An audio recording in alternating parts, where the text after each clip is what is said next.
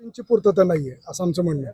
मकोकासाठी जे लागतं त्या कायद्यांची पूर्तता झालेली नाही आहे आणि ते नसल्यामुळे मकोका लागू शकत नाही असं आमचं मत आहे. याबरोबर तुम्ही जे इतर जे 2 गुन्हे आहेत खंडणीचा असेल आणि अॅट्रॉसिटीचा असेल ते देखील केज येथील न्यायालयात कायदेशीर बाजू मांडली त्याबाबत की त्या 2 केसेस इथं मांडता येत नाही असं आमचं म्हणणं आहे. त्या 2 केस एकत्रित पोलिसांना अधिकार नसलेलंच आमचं मत आहे.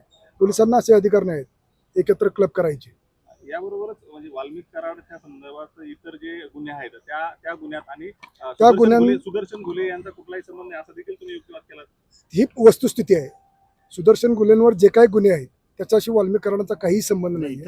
ही वस्तुस्थिती आहे ती फक्त आम्ही प्रकर्षाने मांडली.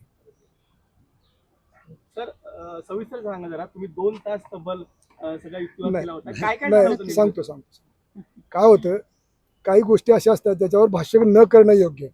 त्या न्यायालयासाठी असणं योग्य आहे आणि ते त्याच्यावर भाषण नाहीत करत. तर तुम्ही जो युक्तिवाद केला होता त्याला अफेन्स केलं होतं त्यांचं म्हणणं की त्यांनी जो मकोका लावलाय जे आमचा आरोपी म्हणून आम्हाला आरोपी केलेले आहेत त्या गोष्टी योग्य आहेत. आमचं म्हणणं ते ॲब्सोल्युटली अयोग्य आहेत. तुम्ही काही केसेसचे रेफरन्स दिले त्याचबरोबर त्यांनी देखील काही केसेसचे रेफरन्स दिले ज्यामध्ये मुंबई बॉम्बस्फोटाचा देखील त्यांनी उल्लेख केला आणि त्यात वेगवेगळे गुन्हे होते तरी देखील ते एकत्रित चार्जशीट केला असं त्यांनी म्हटलं. त्याबाबत मी सांगितलं की त्या केस ह्या केसला ऍप्लिकेबल नाही होणार. का ते उदाहरण म्हणून होतं ते मुख्य सूत्रधाराबाबत देखील तुमच्यावर केलं जातं. त्यांनी म्हटलेलं आहेच पूर्वीपासून त्यांची हीच केस आहे की वाल्मिक कराड हे मुख्य सूत्रधार आहेत. आमचं म्हणणं असा कुठलाही पुरावा नाही. पुरावा कायदेशीर नक्कीच नाही. अर्थ लावला तर तुम्ही लावलेलाच आहे अर्थ, पुरावा नक्कीच नाही. कोल्हापुरातील बाल हत्याकांडाचा देखील संदर्भ देण्यात आला नाही, ते एकाच उदाहरण म्हणून म्हणून उदाहरण होतं फक्त, त्याचं काही रेफरन्स इथं नाहीये.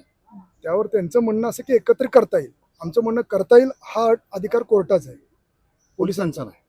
आज फक्त डिस्चार्ज ऍप्लिकेशनवर चर्चा झाली. डिस्चार्जवर चर्चा झाली जप्त करण्याबाबत नाही. त्याच्यावर त्यासाठी वेळ आज नव्हता मिळाला निर्माण कोर्टाला, त्यामुळे ते पुढचं होतं.